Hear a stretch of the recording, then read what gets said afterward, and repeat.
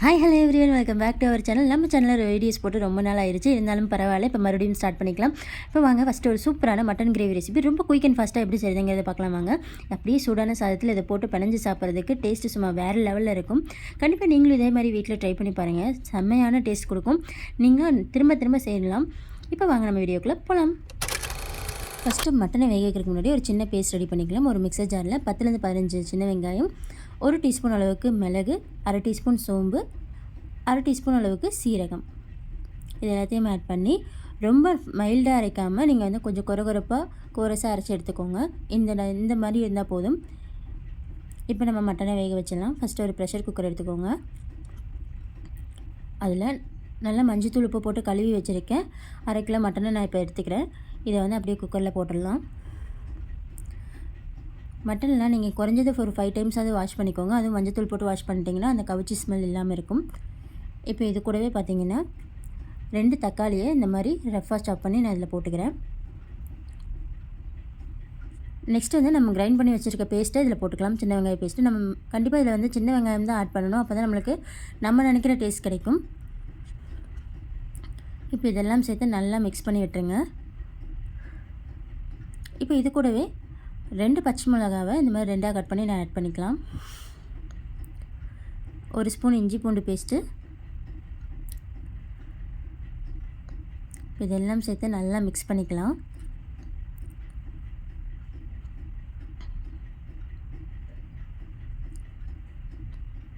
இப்போ இந்த மட்டனுக்கு தேவையான அளவில் லைட்டாக சால்ட் ஆட் பண்ணிக்கலாம்.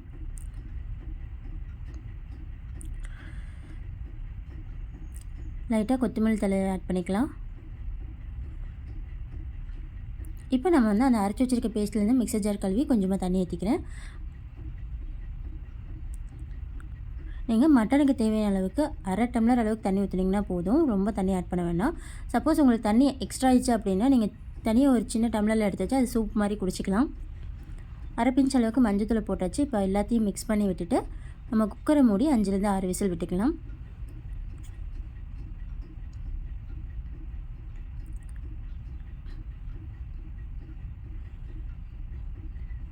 இப்போ அவ்வளோதான், எல்லாத்தையும் மிக்ஸ் பண்ணியாச்சு. நம்ம மூடி போட்டு ப்ரெஷர் பண்ணிடலாம். 5 விசில் வந்ததுக்கப்புறம் மட்டன் நல்லா சாஃப்டாக வெந்து இங்கே பாருங்கள், பார்க்குறக்கே சும்மா கலர்ஃபுல்லாக சூப்பராக இருக்குது. இந்த தண்ணி நம்ம தனியாக எடுத்து வைக்க வேண்டியதில்லை. இப்போ இன்னொரு பக்கம் ஒரு கடாயில் கொஞ்சமாக ஆயில் விட்டுக்கோங்க. 3 பட்டை, 3 கிராம்பு, ஒரு 1/2 டேபிள் ஸ்பூன் அளவுக்கு சோம்பு ஆட் பண்ணிக்கோங்க. இதெல்லாம் நல்லா எண்ணெயில் பொரிஞ்சு வரும்போது கொஞ்சமாக கருவேப்பிலை ஆட் பண்ணிக்கலாம். இது கூடவே ஒரு பெரிய வெங்காயம் சின்ன சின்னதாக கட் பண்ணி ஆட் பண்ணிக்கலாம். இப்போ இந்த வெங்காயம் வந்து நல்லா வந்து கோல்டன் ப்ரௌன் கலர் ஆகிற வரைக்கும் நல்லா வதக்கிடுங்க. இப்போ நம்ம வேக வச்சுருக்கிற மட்டனை தண்ணியோடு இதில் ஆட் பண்ணிக்கலாம். இப்போ இதை வந்து நல்லா நீங்கள் ட்ரை ஆக விட்டுடலாம். எல்லாத்தையும் மிக்ஸ் பண்ணிவிட்டு தேவையான மசாலா பொடி நம்ம இதில் ஆட் பண்ணிக்கலாம். 1 டேபிள் ஸ்பூன் அளவுக்கு மிளகாய்த்தூள், 2 டேபிள் ஸ்பூன் அளவுக்கு வந்து மல்லித்தூள் ஆட் பண்ணிக்கிறேன்.